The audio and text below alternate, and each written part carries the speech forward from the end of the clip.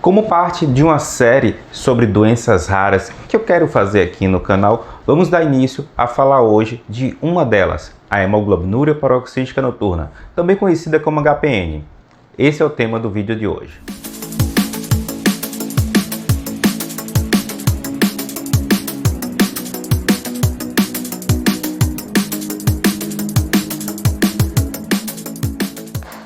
Olá, meu nome é Geidson Cruz, hematologista, criador e editor do canal de hematologia Hemato na web.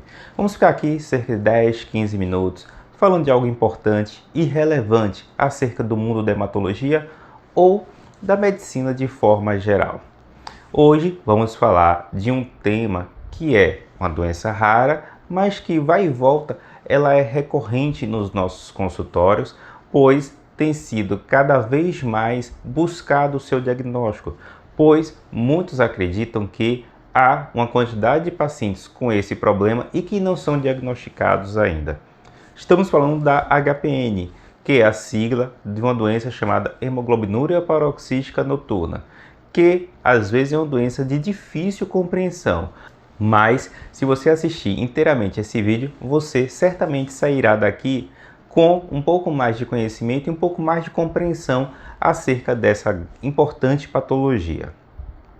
Antes de prosseguir, claro, eu gostaria de pedir aqui a sua colaboração, também, de certa forma, agradecendo todo o apoio que você tem proporcionado ao crescimento desse canal nessa plataforma.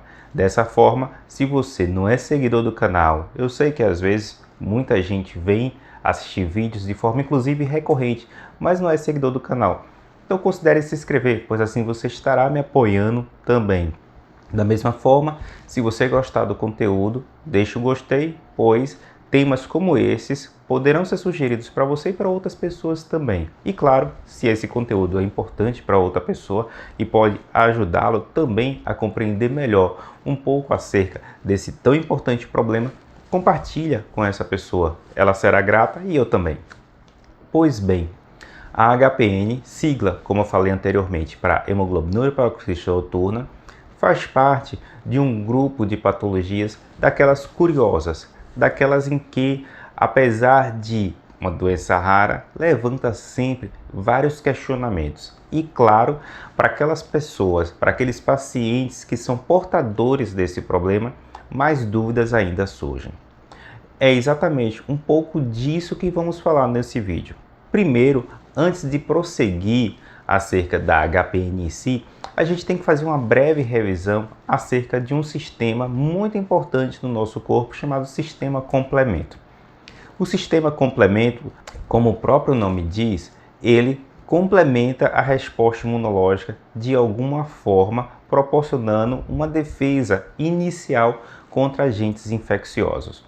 Assim, ele é muito importante no combate inicial a determinadas infecções, principalmente infecções bacterianas, pois muitas das funções do complemento levam à destruição de células bacterianas que porventura estão invadindo o nosso organismo. É um sistema bastante primitivo, ou seja, ele continuou com a evolução do ser humano, presente inclusive em animais inferiores e, provavelmente por ser importante, ele manteve-se como uma característica evolutiva que está presente ainda nos dias atuais. Assim, a gente tem esse sistema que tem a sua importância e, como afirmei anteriormente, ele ajuda no combate a infecções, principalmente bacterianas. Como é que ele ajuda nesse combate? Ele é um sistema repleto de proteínas, muito parecidas com as proteínas da coagulação, com as proteínas da inflamação, em que uma proteína ativada ativa outra, que vai ativar outra, como se fosse uma cascata. É por isso que muitas vezes as pessoas definem o sistema complemento como uma cascata do complemento. O resultado final da ativação dessa cascata é a formação de um complexo de várias proteínas que é chamado de complexo de ataque à membrana, também chamado MAC. E esse complexo de ataque à membrana é o grande responsável por levar a um desequilíbrio naquela célula que está sendo atacada, ou seja, o complemento está defendendo contra aquela agressão, E, por causa disso, esse ataque à membrana leva a uma destruição da membrana que protege aquele ser e, em consequência disso, a destruição daquela célula. O complexo de ataque à membrana é um grupamento de proteínas que formam verdadeiros furos na membrana da célula agressora e, em consequência disso, a destruição daquela célula por rompimento. Aquela célula se rompe. É também muito importante, pois fragmentos dessas proteínas são grandes mediadores inflamatórios e atraem a atenção de outras células de defesa e a atração também de anticorpos, num processo que nós chamamos de opsonização. E aí, consequentemente, também atrairá células de defesa para aquele local onde está tendo aquela agressão bacteriana. Isso é, de forma bem simplificada, o papel do sistema complemento. Tem outras funções, inclusive ele colabora também em algumas outras atribuições relacionadas com a inflamação, com a própria coagulação também. Mas, de forma bem simplificada, é esse o principal papel do sistema complemento. O grande problema vem quando há um desequilíbrio na ativação desse sistema complemento, principalmente quando há um desequilíbrio no sentido de frear a sua ação, pois o sistema complemento está sendo ativado o tempo todo, mas a gente não vê destruição dessas células o tempo todo. Para a compreensão do sistema complemento e, mais importante, compreensão da HPN, é importante você guardar essa informação. Todas as nossas células poderiam potencialmente ser agredidas pelo complemento.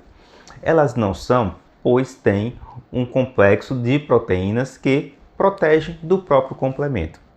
Então, as células do nosso corpo possuem uma forma de proteção contra a agressão do complemento e é exatamente o desequilíbrio nessa proteção que leva a HPN.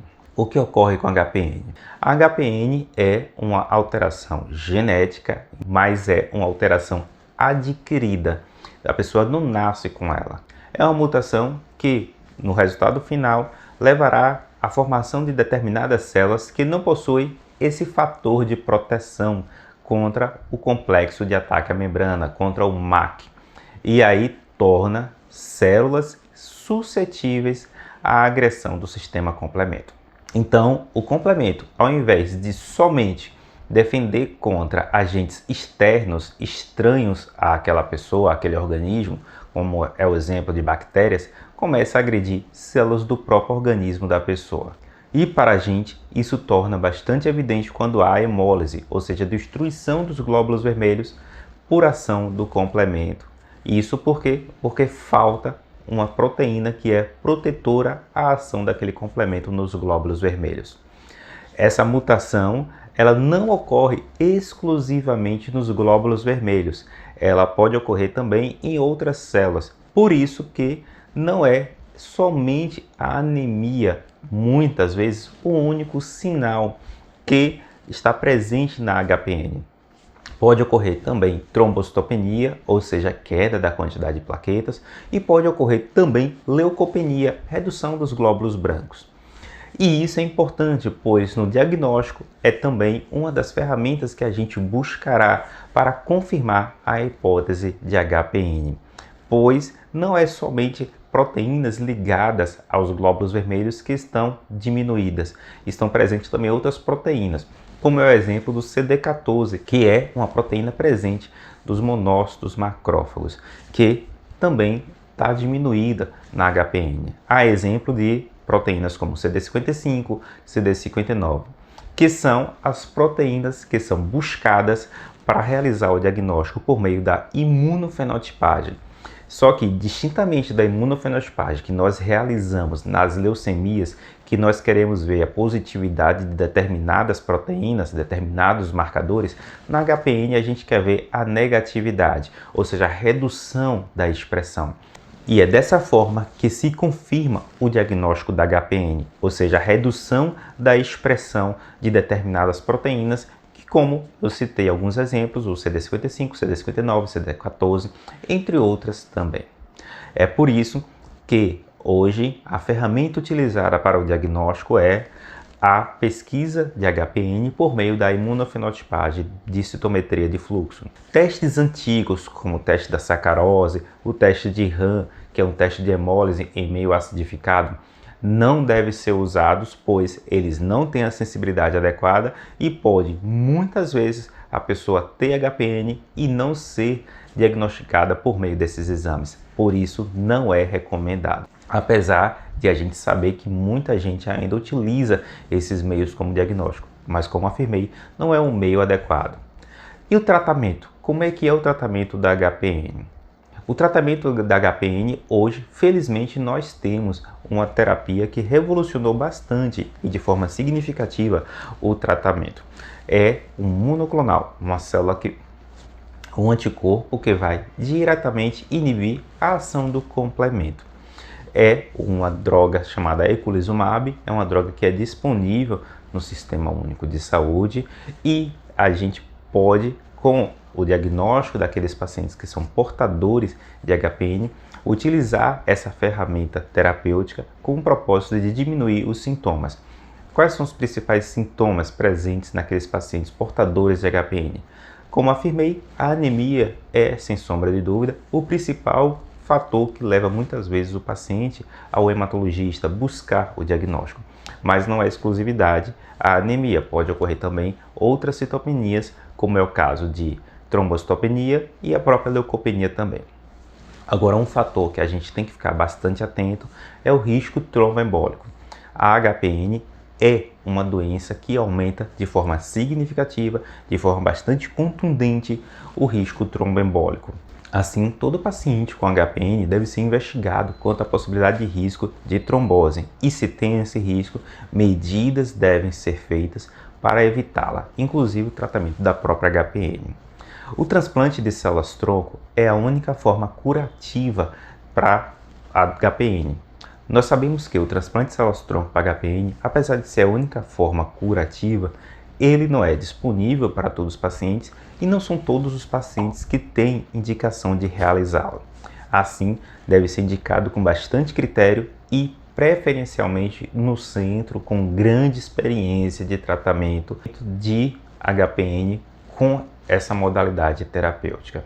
É por isso que a gente não costuma ter pacientes transplantados de forma recorrente, de forma corriqueira, exceto numa situação que é a aplasia de medula, que inclusive já foi tema de vídeo aqui no canal e é uma consequência também da HPN.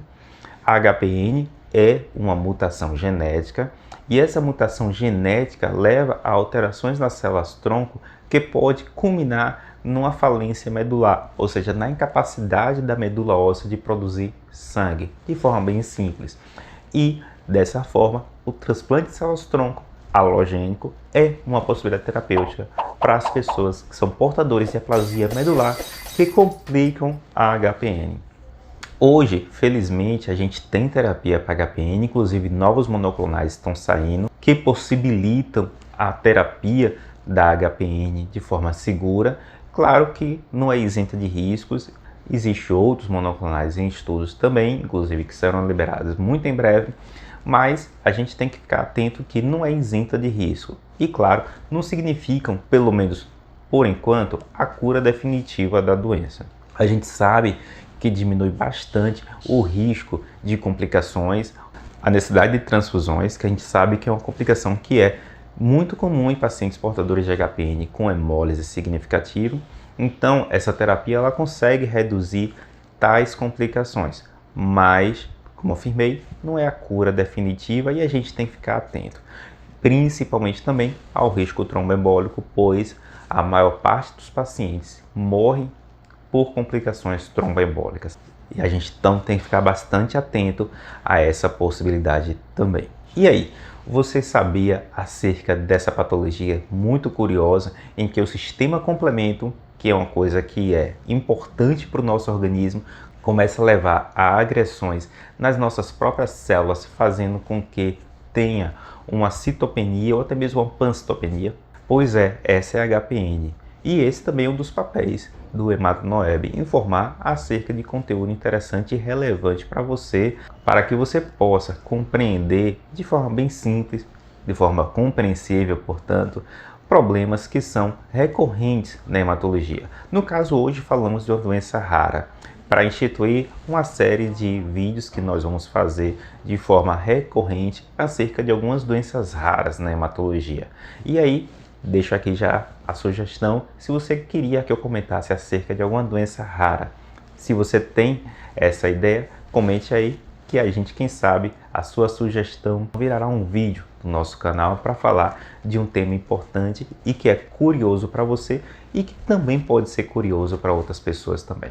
A gente está presente nos nossos canais de divulgação de mídia social, você pode passar lá que vai e volta, a gente também posta conteúdos interessantes. E mais uma vez, se você gostou do vídeo, deixa aí o gostei. Se você acha que esse conteúdo é importante e relevante para outra pessoa, compartilha com ela, que aí a gente vai crescer enquanto comunidade.